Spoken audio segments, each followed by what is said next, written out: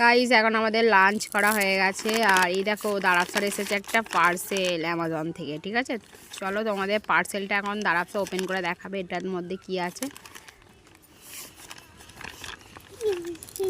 কি আছে বল তো দারাবসা তোর জন্য এটাই? আমি জানি না কি আছে। তুই জানিস না? ঠিক বলছিস তো? খুলতে পারছিস না? ওপেনিং করতে কি করে? কাগজটা ছিঁড়ে দাও। ছিড়বো। তাড়াতাড়ি খোল। বাবারে কি আছে, এক্সাইটেড? কি? কি বলতে এটা?